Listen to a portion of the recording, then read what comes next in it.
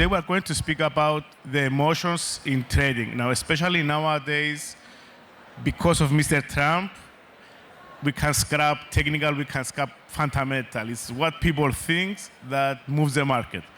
And either it can make a lot of money from some people or make some people lose a lot of money very fast. So what is trading psychology, first of all?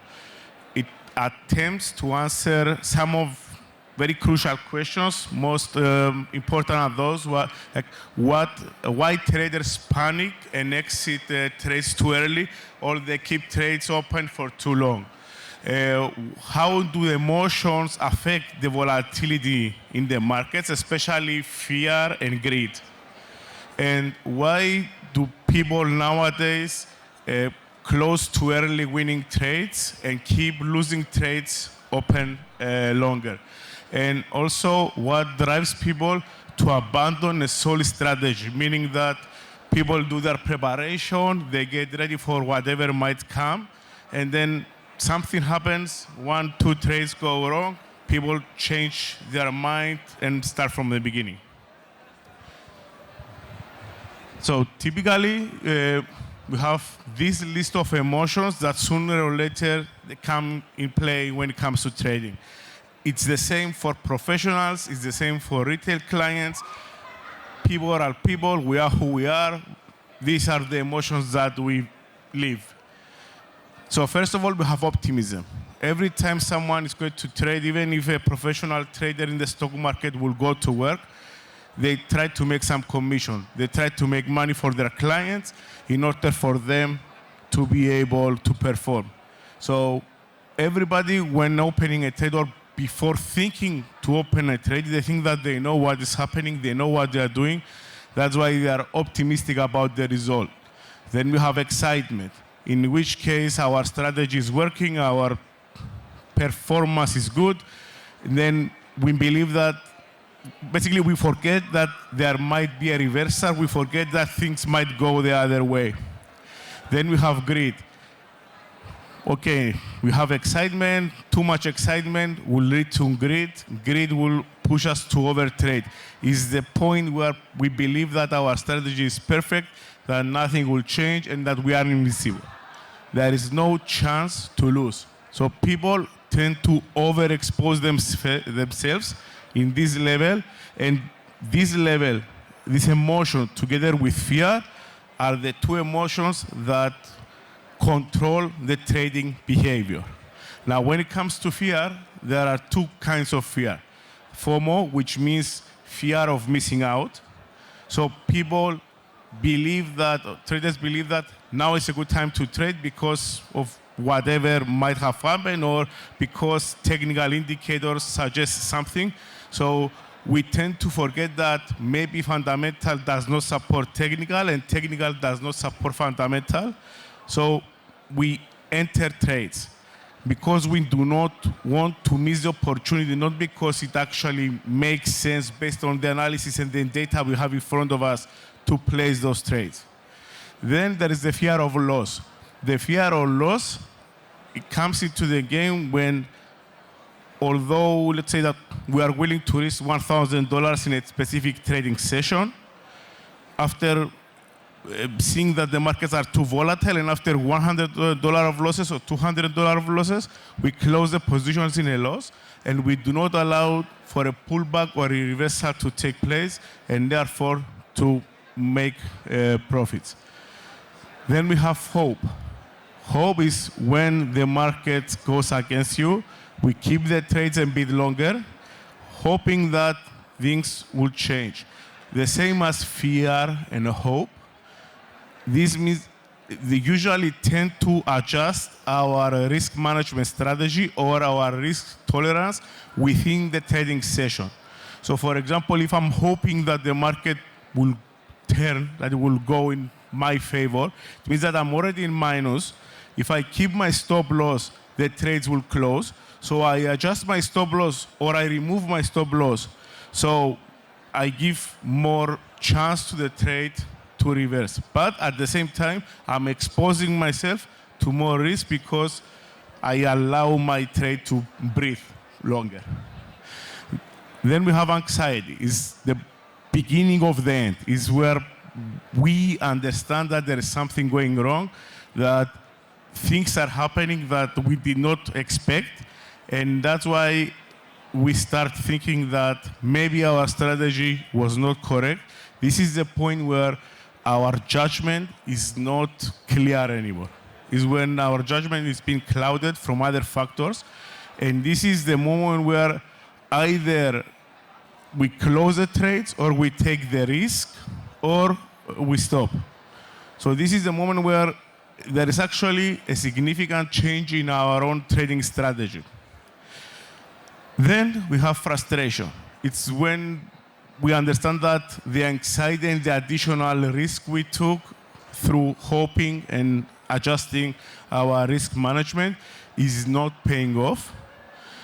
And this is the moment where things start to become very intense in terms of emotions. This is the moment where either people will close their trades or they will say, you know what, whatever happened will happen. If I lose everything, I lose everything. This is the moment where it's all or nothing. It's all in terms of poker play. Then we have despair. It's basically despair is the end. It's when we realize that we lost. Then, unfortunately, there are two ways to react on it.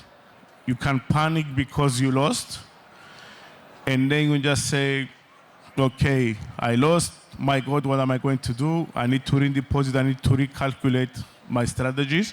Or we have reflection, which means that what happened, happened. It doesn't matter if we won a lot of money or lost a lot of money in a specific trading session, but at least try to learn something out of it.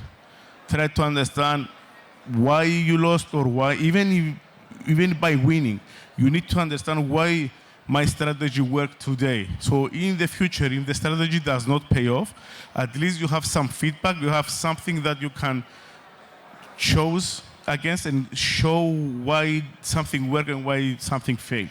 It's very, very important. It doesn't matter, the result of course matters, but this is a feeling to be able to understand why in any extent. The why is what is going to make you successful for the future. Now we have euphoria. Euphoria, we can connect it to greed in the sense of having the same pattern, in the sense of being overconfident and overtrade. In this point is the point where you overexpose yourself with unnecessary trades just because a trading strategy is doing good. But there is not any fundamental or technical justification behind it. It just happened because it happens. It happens because, for example, someone bought or sold a lot of cryptos over the weekend, and because one person did it, the price of Bitcoin jumps. But realistically, if I have 10 billion in Bitcoin, and over the weekend I decide to buy a property in Abu Dhabi, or I decide to buy half of Abu Dhabi, it doesn't mean that there is a justification of actually making cryptos go up. There is either an investment or a means of a payment. Nobody knows besides me and the counterparty if this was a means of payment or if this was an actual investment. And even in the case that was an investment, it means that now I'm making another investment that might have better ROI comparing with keeping my crypto. So in both cases, this should not move the market as much as it does. But people just react and they trade. But there is no justification behind it. Now, another thing that is very important are the biases. Biases means that is our mind set up before we enter a trade. Is the setup we have, the opinions that we have, which will eventually lead us to, they will trigger the emotions that we spoke about before. So we have the overconfidence bias, which again, they believe that traders know everything and that is just going to happen. But Warren Buffett said there are two kinds of investors. The ones that they know that they do not know, and the ones that they know that they do not know. So know your value, know who you are, and adjust your strategy based on that. Don't believe that because you read some articles or because someone told you something that this is set in stone. It doesn't work like that. Things are very volatile. Then we have the confirmation bias, which, let's say that I have my own opinion that gold will continue going up. And then some articles write that gold is overbought. So I have 10 analysts saying that gold is overbought, which means that they expect to have a reversal. But I believe that it will continue going up. And then there is an article, not from a certified analyst, just a guy who wrote that he believes that price of gold will continue going up. So I choose to ignore the articles of the certified analysts that they justify, based on their opinion, of course, that there is going to be a reversal. And I just pick the one information that is the same like my opinion and trade based on that. So I ignore the mass of the formation or the analysis being made at that given time just because I thought so. Then we have the loss aversion. Loss aversion means that we are in a case where we feel losses much more comparing with the profits. So if, for example, I deposit 100,000 and I make 50,000, it's good. Okay, I made money. But if from 100,000 I lose 20,000 because that was the money that came out from my own pocket, doesn't matter if I won in another investment or I won the lottery or whatever, it's more painful and people react more intense to the loss comparing with the winning.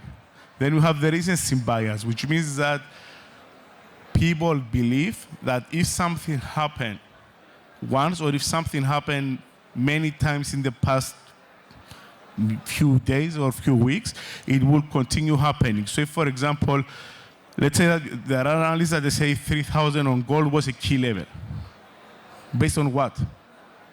Gold was never on the 3,000 level before 1 month, 2 months. So they gave a round number that they felt that it makes sense as a key level. But there were not any justification behind it. It was just a round number. Please justify why 3,000 and not 3,200 and not 2,995. It was just the number that they put in their head. So, and let's say that indeed the price of 3,000 reached a level and bounced back and dropped again and again and again. Now we have the tariffs. You have uncertainty. So of course the 3,000 level does not exist anymore because people being anxious, not knowing what is happening, uncertainty in the market is going to continue driving the price to go up. Of course we are going to have temporary pullbacks, but it cannot continue going up 24/7. But the big picture is that the justification of that specific price movement changed. So we need to look at the justification of the price movement and not the movement itself. Because if the justification is different than the actual price movement, it means that there should be a reversal. And if there is a reversal and I follow the trend, I'm going to lose my money. So as closure, I would just like to mention that we have herd mentality. Herd mentality is the A and Z. It means that, basically what it means is that we don't think like rational human beings, but we react like animals. Someone leads, the rest follow. And this drives the price movement, because as I said before with crypto, just because someone sold Bitcoin, people sold or bought because they thought that it was a good investment, but they don't know the justification behind it. So someone initiated a situation in the market which other people followed. Then it also explains irrational behavior, which means that It justifies why too many people at the same time make the wrong decisions. And also, it shapes trends. As we said, if people do not know what is happening, unfortunately, we have kids, families, whatever. We cannot be on top of computers, and we do not have timely access to information comparing with other professional traders. So just because some people trade, just because a trend started formulating, we follow. In the same way we follow, other people will follow us, and then you have a long-lasting trend that does not actually make sense. But at the same time, it creates opportunities. It creates opportunities for the people that they will actually understand that there is something going wrong. And then when everybody are buying, we are selling, and when everybody are selling, we are buying. There is a catchy phrase that says, buy when there is blood in the streets. It's the same principle. When everybody are selling, we are buying. Not just because what other people are doing cannot be justified with technical, fundamental, or the overall economical environment at that given time. So, especially now, with this American justification, with the politicians all around the world not knowing what to do and how to use their economies, I strongly suggest do your technical, do your fundamental analysis, but be ready at any given time to control your emotions, enter or exit the market. Things will not go as planned now. That is done. Maybe it will be better, maybe it will be worse, but it will not be as planned. So be extra careful when trading. Thank you very much.